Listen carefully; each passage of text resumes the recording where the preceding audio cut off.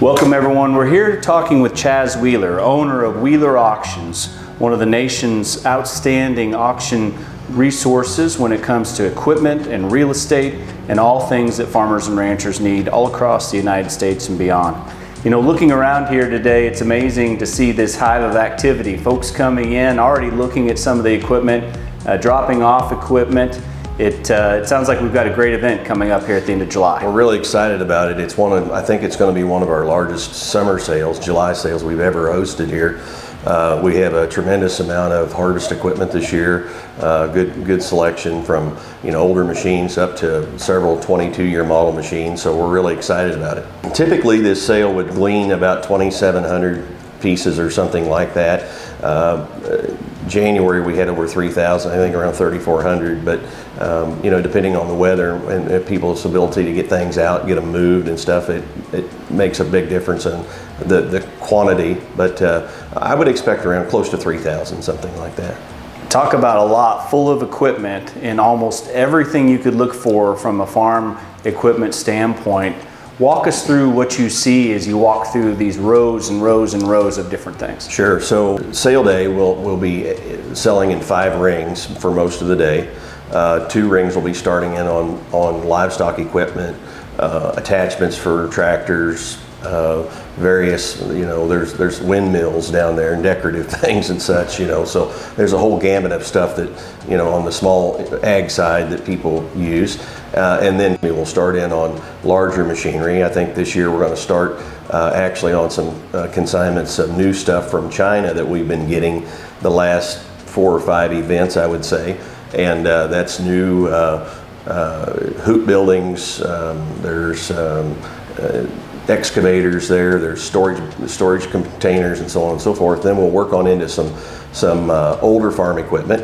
And then at around 11:30 on sale day, one truck 3 will go to our titled vehicles, and they'll stay there on about 300 to 400 pieces typically of titled vehicles until later on in the day. Trucks 1 and 2 will come up closer to the Highway 24 here, and we'll start in on some later model, higher end, higher dollar type farm equipment.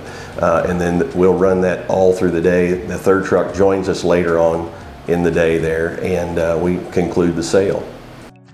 We've got a great staff and crew here that helps pull this off, obviously under your leadership, but it was wonderful to walk around and see some folks already looking at equipment and your staff pitching in to help guide them as they go. I'm very blessed in that department for sure. We have the best people here, and I take the least amount of credit because that's what I deserve. They do a fantastic job, they really do. What prompted you to begin building this approach as you started to build what we see here today? So we started with a company, Allen and Nordwald, back in the day. I did when I was going to college, and they were a large machinery auction firm. And we started this sale at my house out north of town as just a farmer consignment type situation, and then it grew. And years later, we rented a facility in Paris, Missouri. It's actually an original IH dealership that was occupied by the Seidenstricker family. Started in the 50s, I believe. And we rented that from a local plumber. And it grew to the fact that we came here to this facility about 20 years ago. And so I think in January of 24, we'll celebrate our 20th year here. But we saw a need that and initially, and still today, the Seidenstricker firm was needing to sell some excess machinery, and they used us to do so. And it grew into other partners with franchise dealers and then also farmer consignments. And we have typically now about 800 consigners per sale here at the Paris sale. It seems like, this is something that may have started in a somewhat local and regional area, but it feels like it's grown all across the United States in terms of folks logging in to watch online, folks purchasing equipment, and even beyond the United States. Correct. Yeah, we send equipment to several different foreign countries, obviously Mexico, China. We did a lot through Ukraine back before the conflict and such, but South Africa still today, Belize, There's others that probably would come to mind, but yes, absolutely. And we're proud that we have consignments from Mexico and China, as we said earlier, in about, I think, probably 20 different states that consign to the sale. So not only do we have a buying presence that reaches across the United States, we also have a consignor presence, which we're thankful for.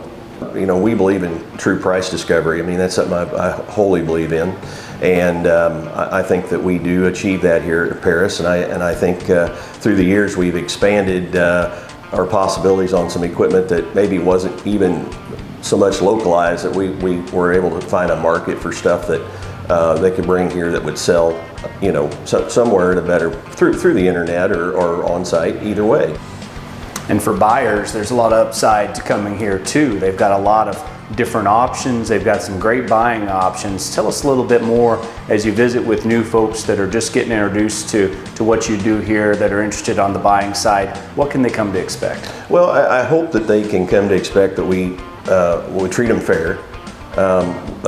First of all, we're not going to over-describe something if we don't believe that it deserves it. Sometimes I think I'm a little bit guilty of underselling on a piece of equipment or whatever, but I hope, it's our hope that they can be treated fairly. And you know, things happen, it's used equipment, and you know, there's going to be problems, but for the most part we try to represent things to our very best ability. And I hope in a nutshell that's what they can find. Come take a look and ask questions, and if we can't answer them, we'll sure try to get somebody that can.